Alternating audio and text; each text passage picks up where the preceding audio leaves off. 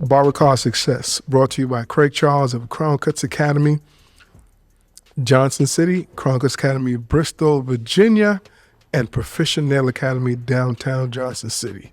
Spreading love is the Crown Cutz way. It's what they say, and that's how we're going to do it. A lot of people say you got to spread love all around. You should. But the only way we know how to do it is the Crown Cutz way. So let's get into it. Back at you again. Thank you for having us. Today we're going to have a special guest. I'm going to let him introduce himself, and then we're going to get right into it. This is an epic episode. I hope you can tune in, and I hope you can pick something up from this. Today we have introduce yourself. Mr. Clarence G. Hall Jr. And where are you from, Mr. Clarence G. Hall Jr.? Johnson City, Tennessee. How old are you, Mr. Clarence? I'm 84 years old. 84 years old. So this episode is about Mr. Clarence and how he's been in this barbering industry for 50 years. He just retired. One of the first black businesses in the Tri-City area, 50 years strong, and it's a barber shop. And he's been barbering for 50 years. We're going to interview him, and we're going to talk about how we got into this industry and what kept him in this industry so long, and the longevity of it. I think it's important because everyone can learn something from this episode, hearing this young man's story and just knowing how barbering, one of the oldest professions in the world, the longevity in it, the greatness of it, and just the fun of doing something that you love, finding what you love to do and knowing that it's going to carry you for a career and a lifetime. So, Mr. Clarence, tell me about let's talk first about your barbering journey. How did you first get into barbering? Well, it started when we were young kids. We had a barber that in our neighborhood called Mr. Owens. Mr. Owens? Yeah. His wife was our principal at our elementary school. And I used to go, guys used to come around and play checkers all the time. Right. Yeah, that's one of my favorite sports. That was the main thing that really got me, when the older guys would sit around and play checkers, talk about what they used to do and how they did. And so it never dawned on me to be in a barber at that time. But then when we went into the service, when we came out, me and my cousin, James, said, well, why don't we go to the barber school? So before we got into that, Mr. Owens, what did Mr. Owens do? He was a veteran, but he was a barber. Okay, so he was a barber on the side, and he was probably the only barber in the community at that time? Yeah, the only barber in that community. And but they had some older guys that were barbers, but they did at the house, you know. And what year exactly was that? Can you remember? Because you say so about 50 years, about 55 years of barbering. Yeah, it was around in the 60s, 50s. So this guy, Mr. Owens, he started cutting your hair, and that's when the interest started getting piqued about I want to be a barber. He encouraged you guys to be barbers. Yeah, he said that was a good profession for us. You know, we never really thought about it, but being a kid, you don't think about doing anything besides just playing. But when we got older, we thought about it. Said, you know, well, that's a good profession. You know. So who took you? Who was the first person that took you to Mr. Owens? Do you remember? Was it your parents or? Well, he was 2 doors down from us. Okay, so he was right in the neighborhood. Right in the neighborhood. And you would see people getting haircuts, so you was like, you know what? And you know what? Mr. Owens cutting hairs. I might go down and get me a haircut. Did he charge for haircuts then? Yeah. Well, I didn't know how much he charged at that time, but I guess about $4 or $5, something like that. So hey, Mr. Owens, he piqued your interest and got you into barbering. So you said you and your cousin, you went to the military. Talk about that time going to the military. Well, I spent 4 years in the military. I think he spent 5 years, and he was in the Agent Orange thing, and he got sick and came out, but he was in the hospital, I think, for about a year and a half. Wow. And when he got out, he said, well, why don't we go to barber school? But at that time, we didn't know what barber school was close to us. Right. But there was one in New Jersey, a black barber school. In Johnson City to New Jersey, that's how long is the bus ride? Oh, man. We took cars. How long is the car ride from Johnson City to New Jersey? Johnson City, Tennessee to New Jersey, right up there. That That's was about 7 or 8 hour drive. Well, right now, the drive to New York, to drive to Jersey is about 9 hours. Yeah. But when we got there, to the barber school, they said, well, we had to be a resident. What? Had a job to really go to school there. Right. So we didn't have we didn't have a job, so we wouldn't visit our uncle, which we had an uncle in New York. Right. That stayed in the Bronx. So we went to visit him and stayed there for about 2 weeks, and then came back to Johnson City, and we found out that there was a barber school in Knoxville. Wow. And it was called Tri-City Barber College, but it was a white barber college. And so we went down and talked to the man that owned it, which was, he told us that there was another barber school up the street from him. And he told us to go to that barber school. We might want to go to that one instead of his. Why do you think he recommended the other one? Because it was a black barber school, or just because? No, it was a white barber school, but he said he'd rather for us to go to another one, to figure out if we wanted to go. Oh, he just want to give you some choices, to kind of give you some options to say, hey, I'm not going to be biased. I'm not going to let you just choose the first school that you come into. Go to someone else and see if they can offer you something, but if not, I'm here. Yeah. Wow, I mean, that's noble of him. Yeah, it was real noble of him. He was a nice guy. But we came back to Tri-City Barber School for him. What was the tuition of barber school back then? What did it cost you guys to go to barber school? Back then, we went off a GI Bill. Okay, so so the GI Bill paid for y'all school. So when you was in the military, did you cut hair at all, or is that? No, I didn't cut any hair. I went to guys with cutting hair in there, but I never cut any. Was that something you was thinking about while in the military? That, man, when I come home, I might need a job. And I remember Mr. in the community. Yeah, I remember him. When we was in that, I'd see these guys come in and cut hair.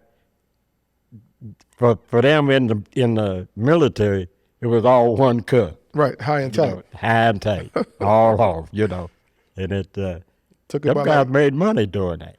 Oh yeah, I mean, if you have about 500 people coming through. Yeah, that's amazing. Yeah, and even if it's 300, even if it's $3 or $4 a haircut, you have like 500 people coming through, and you just high and tighten for a week.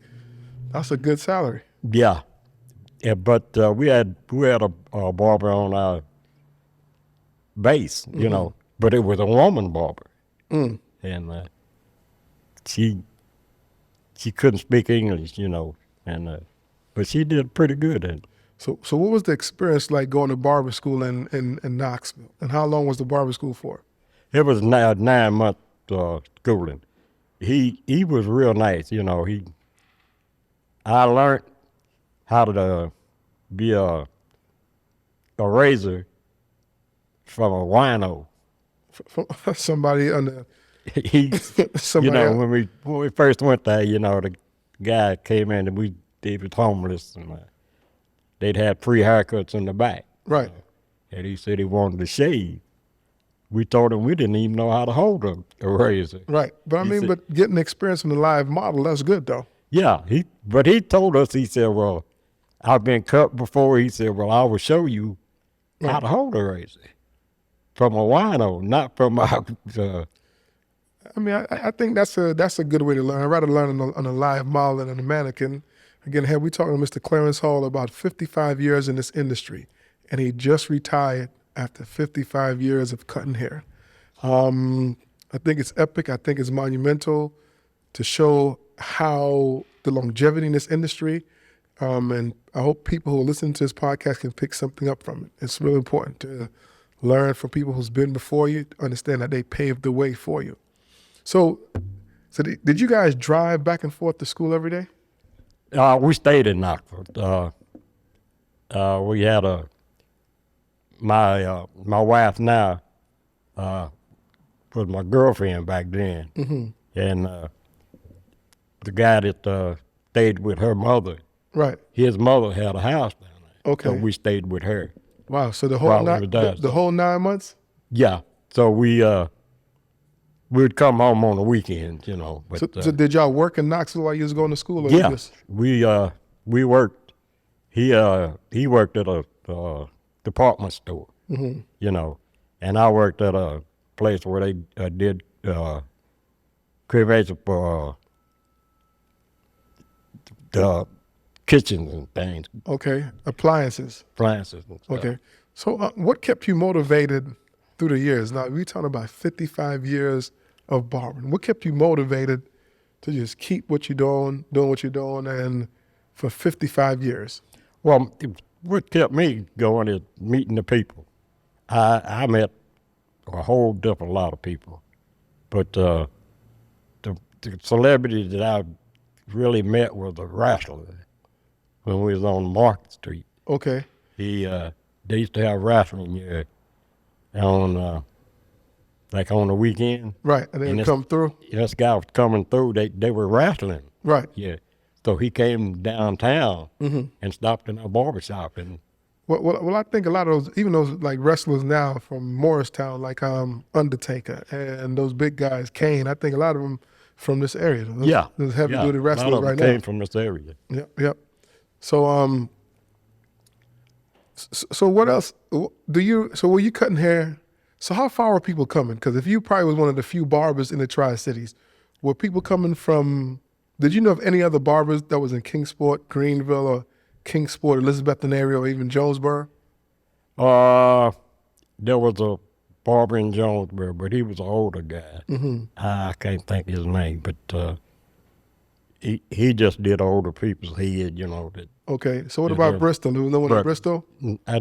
I never knew one in Bristol, but they came from Bristol. We got them from Greenville, Morristown, Wow. and Elizabethton. So some people driving almost an hour and a half away come to get the haircuts Yeah, from the whole Tri-Cities. yeah. We had a guy from Greenville that used to come every 2 weeks. Wow. He'd catch the bus and bring his girls up. Right.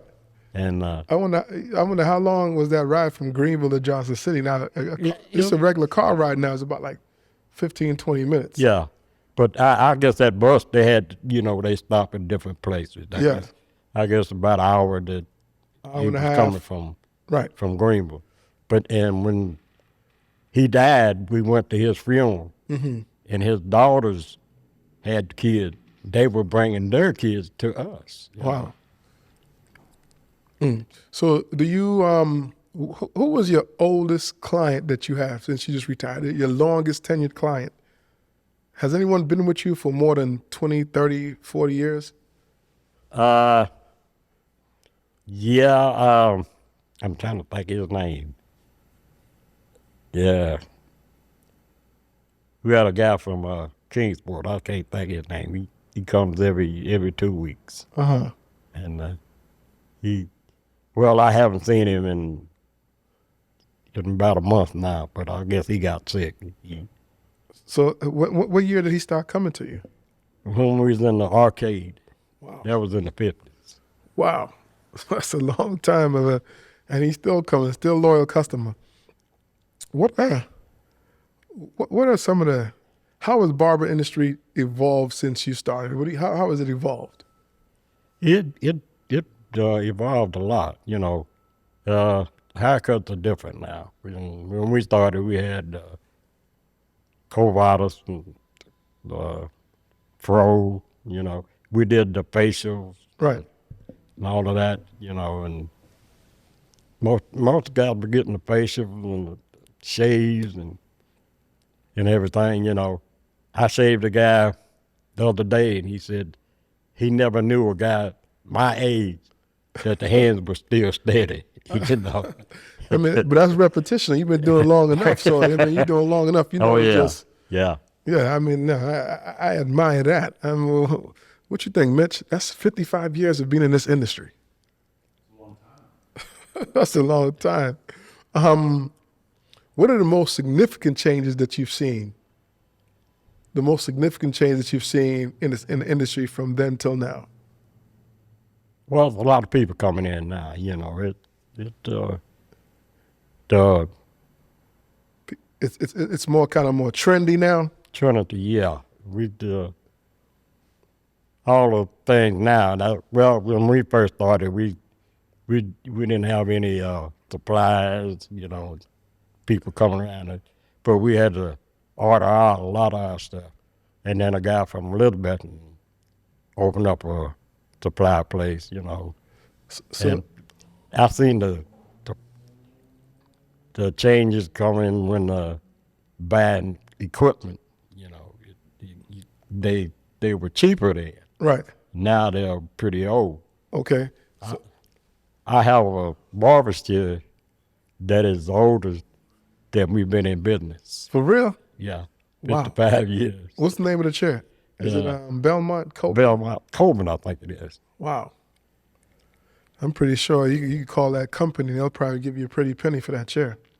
Yeah, well, we bought the chair from, used to be a Majestic barbershop on Main Street. The guy he had a great big barbershop, and he was selling his chairs back in the 50s.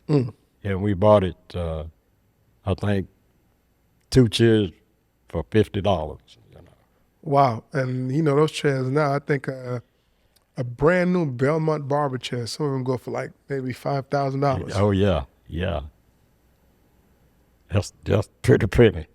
Man, if you was thinking, you probably bought like 10 of them for $50. Yeah, we bought a back bar that we using now from a lady in Churchill that we paid $100 for. Wow. But it was 2 of them, you know. But she told us that she didn't deliver. She had a beauty shop. She said she was selling it, and we'd come and pick it up. She'd sell it to us for $100, you know. What are some of the most memorable moments you've had? I know you talked about the the wrestlers coming through. What are some more memorable moments you have? Going to schools. When we first started, we was in Knoxville. We used to go to the Knoxville schools. Okay. And cut kids out that, you know, parents couldn't pay for it, you know, and just meeting those kids, you know, and when they get a haircut, you see the smile on their faces. You know. I bet. I mean, and I'm pretty sure their parents would be happy too because that's a haircut they're getting Yeah, that they don't have to pay for. they were real happy about it. I'm sure. I'm pretty sure. So, did you guys do any house calls or like go from city to city back then? I know some people probably couldn't come up because in the Tri-Cities, there's Kingsport, Elizabethton, Johnson City, Jonesboro, Greenville, and the Unicoi and the surrounding areas. Would you guys travel to the surrounding areas and do haircuts? Or you just have people come to the shop? No, we had people, we'd go to their houses, but we didn't travel, you know, like the different cities.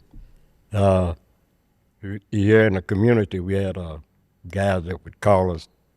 They were bedridden, you know. We'd go to their house and cut their hair and shave them. I learned how to do that when we was doing the barbering VA, Right. because we'd go early in the morning. We'd have to cut those guys that couldn't get up, couldn't move. Yep. You know. Yep. This helping out giving back. It was a big thing to learn how to cut those guys' hair. You know. It was an honor. Yeah. People serving the country who can't move around in the VA. I mean, they need a haircut. I mean, I think it's the stories and the conversations that you're getting from those guys who have been wounded or just don't have family coming to them, and just that bond that you were probably one of the few people that they could bond with Yeah, because we've been in the service before. Right. And then you come on a regular basis. They were probably happy to see you guys come to cut their hair. Oh yeah, they was happy. They'd be waiting on us, come in, the guys they'd get it every 2 weeks, Wow. I could imagine. So what were the price of haircuts back then?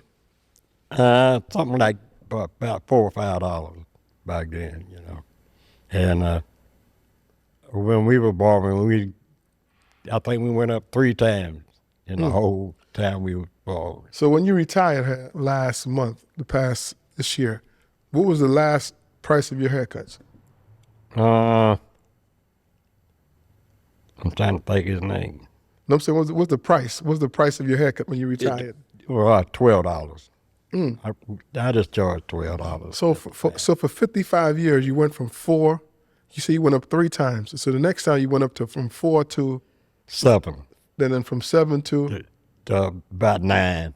and then you stopped at $12. $12. So that's for everything, the haircut and the shave? Yeah. The only reason we did that was because we both had jobs. Right, okay. He worked in the at night. I worked in the mornings, and he'd open the shop in the mornings, and I'd open the shop in the evening. Right.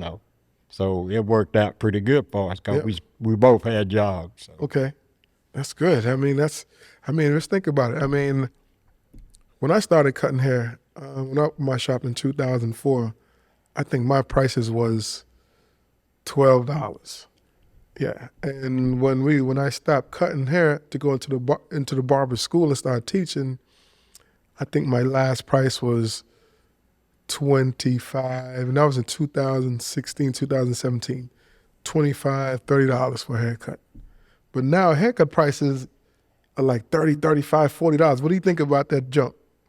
I can see the jump, but the things that they design that they doing now is they didn't do back then. So basically the $12 the $4 would cover everything. Yeah. So what about the straight razor shave? Was that extra or that was included in the? No, that was extra. That's we charge about $7, $8 per shave, something like that. So if you get a straight razor shave and the haircut is about $11. $11. It did vary at different times back then, Right. And the people didn't have them kind of jobs that they have nowadays. So. That's true. So I mean, you gotta go up with inflation and kind of and be reasonable. So the overhead. You have to think about your overhead. Some people don't think about your overhead that you have to pay the price for. The lights, the water, and all of that. Then the equipment that you buy. And how often would you go and buy your supplies or equipment? I know you said you'd have to order them and it takes some time for it to come in. How often would you? We'd say we'd order enough to last us about 3 to 4 weeks. Back then they was selling them about a gallon. Everything, the shaving lotion, tonic, shampoo, Right. was all in gallons. And now they can't sell it in gallons because of the chemicals and stuff they have in it. What was your favorite haircut? Any particular haircut or styles were popular during the times back then? Yeah, the Covalis was the most popular.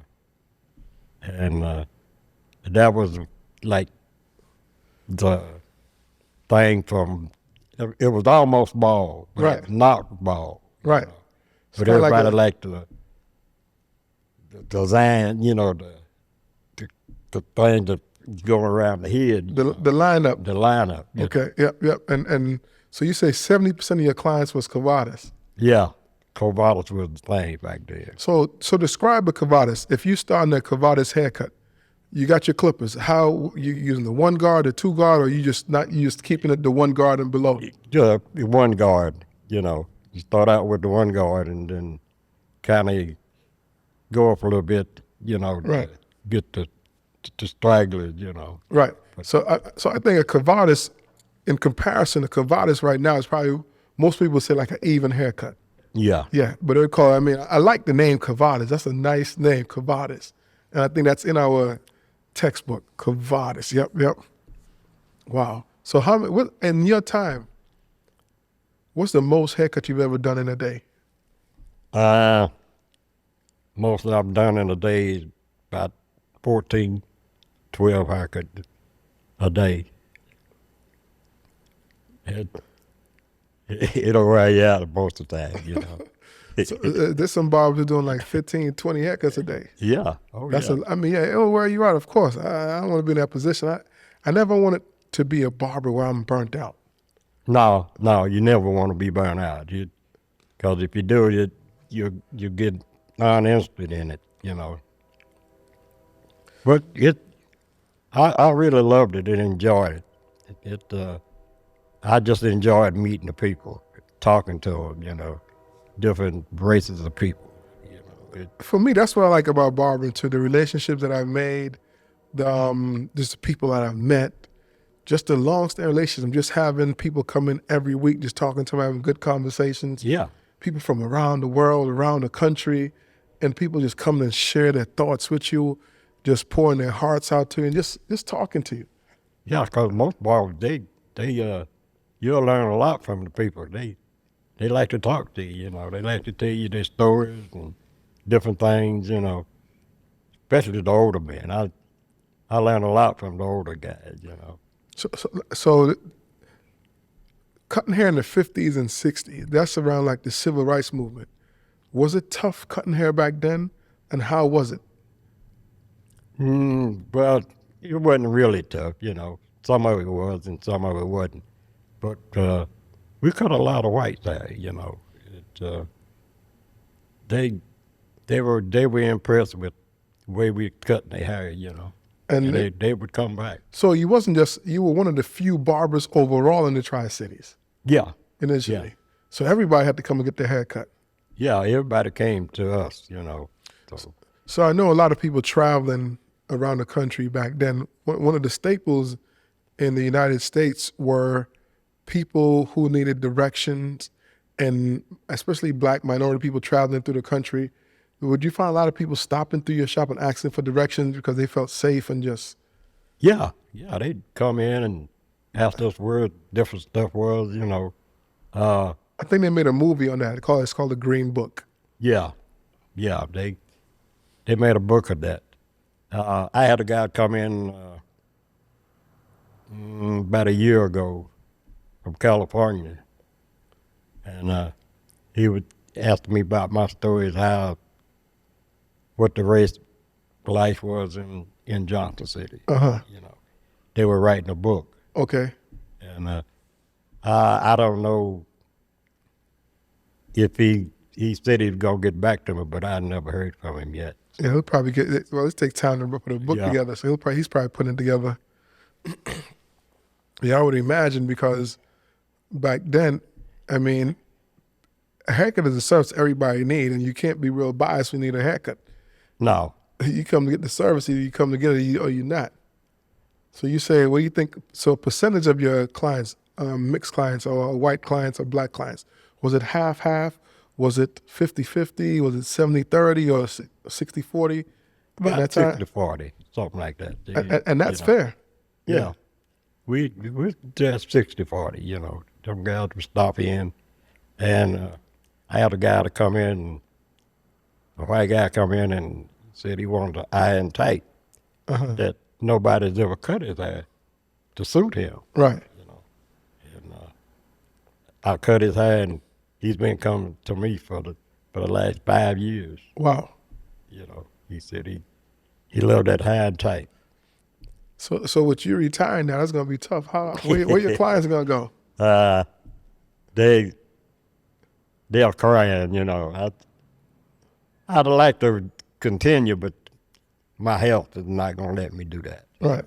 You know, my legs, and I got arthritis in my hands and different stuff. So if I might, you know, do a little cutting, you know, You still will. from home, Right, okay. guys that just been with me for years, that'll call me and say, they don't want to go anywhere else, I mean, I think it's because of the conversation, who you are. Yeah. Because some people have a bond and they feel close to their barbers, but they don't want to leave their barbers. Yeah, a guy said he don't want to leave. He said if I cut it home, he'd come to my house every day. So that goes to another question. What do you think sets a great barber apart from a good one? Set them apart. Yeah, from a great barber to a good barber. What separates barbers? You know what I mean? Because there's levels of barbering. To me, there's a basic barber, there's a regular barber, and then there's a master barber. So what do you think separates a great barber apart from just a regular barber? Well, a regular barber, he just do regular stuff, He don't mess with anybody else. Mm-hmm. But a great barber, he does it all, He tries to learn more, and big, to learn the real industry of the barber. Continue education, continue learn, never stop learning. You never stop learning, And what set you apart? How did you strive for excellence in your work? Well, I try to do, you got to try. You might not know how to do that style right then. Right. But you learn, Ask for help. Reach out to someone who can teach you and learn. Learn, yeah. Did you go to any hair shows back then? No, we didn't do any hair shows. We went to hair shows. Right. They had one in Bristol, I think. When we was on Market Street, they had a hair show in Bristol. We went to the hair show, but we wasn't in it. Okay. I mean, I think hair shows is important for barbers where you get to learn and see different styles and trends and techniques. Yeah, I kicked myself for not learning how to do women's hair. We had a lady from Knoxville. Right. She told us that we teach her how to do barbering. She'd teach us how to do a woman's hair. So we never. So that's a good point. So what advice would you give to an aspiring barber based on your extensive experience in the field? Learn as much as you can, The reason I didn't do a women's hair, I don't know. I didn't go on pursue it, but I wished I had. Because a lot of people think they come into school at times and they just want to focus on that fade. Yeah. Just do the cavada, just do a regular haircut. But as you get into the industry and get into your work life, people come to your shop and say, I want a haircut from you, because they hear about you, the personality, the type of person you are. And yeah, you got to, if you have a lot of respect for people, we had people to come that were criminals, I say were criminals. I mean, they did different stuff, but I gave them respect, Right. And they would come every 2 weeks, and they tip us, and everything, They said, well, they like coming to us because we gave them respect. And that's the big thing. You have to respect your clients. You're right. What do you think some barbers make mistake? What do some barbers make mistake? Well, most mistakes, they don't want to do certain people, They just do, they want certain people that they want to do. Right. But I do anybody, Can't tell Doesn't them. matter where he's homeless or whatever, I try to help. And that's the key. I think barbers, you have to come with an open heart You're right. and love your career, love your industry, and love people. Right. I love helping people, I've had people that come to me that don't have it, that didn't have any money, that said, well, they wanted a haircut, they were going to court, or they did a lot of things. Well, we went to, we cut hair in the county courthouse, in the jailhouse. Wow. We was there for over 2 years, till a woman took all the money from her, and then they cut that out, But I think we were the first two black barbers to cut in the jailhouse. Wow, that's epic. How does it feel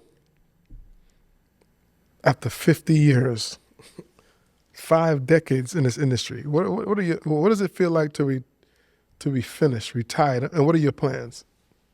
I'm gonna miss it. I'm really gonna miss it. But I think I'm gonna do some traveling. I want to do some traveling and see different things now. You know, I'd like to go back to Berlin and see the wall. Okay. That was tore down. Yep. So there's some things on your bucket list that you want to do. Yeah. So That's now- one of them. You know, So you got all this free time, so you're gonna take your wife and just travel. just travel a little bit. You know, we used to travel a little bit, but never like I wanted to. Right. You ever thought about teaching? Yeah, I thought about it. Then I said, well, I'll leave it alone because I'm just going to do traveling now. I mean, but maybe one day a week. I mean, some things that you've learned over the 50. I'm pretty sure you've learned so many great things. Oh, in the I'd past. love to, you know, help people, teach them, you know. Yeah, because I think you have 50 years of experience and 50 years of skill work. There's plenty you can give to an aspiring barber. Yeah. There's plenty you can show a barber to stay in this game, the longevity, even if it's how to deal with clients, how do the art of being a hot towel, straight razor shave. Because, I mean, one of the key things people don't realize, a lot of students, they don't know how to have a dialogue, have a conversation with clients. They don't know how to keep their clients. Yeah.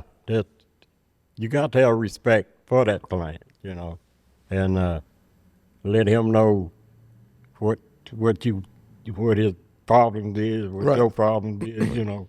Be and honest. You talk back and forth, you know. Be honest, transparent. Yeah, be honest, you know. And just tell him, you know, how you feel. Mr. Clarence Hall, 50 years plus in this industry. What a time. What an amazing ride. Did it go quick? Was it fast? Yeah, it did. It went kind of fast. I never realized it's that long, you know. Well, they say when you're having fun, you don't realize you. Yeah, it was a lot of fun, you know. Because we had a video store and a barber shop together. Wow. And when we first opened the video store,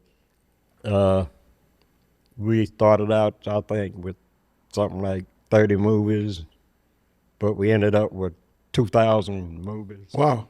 And Had 2 businesses in one. And that's two businesses in one. But we was in Hollywood movie magazine. wow. Are you serious? Yeah, Wow. from California. That's epic. Wow, that's big.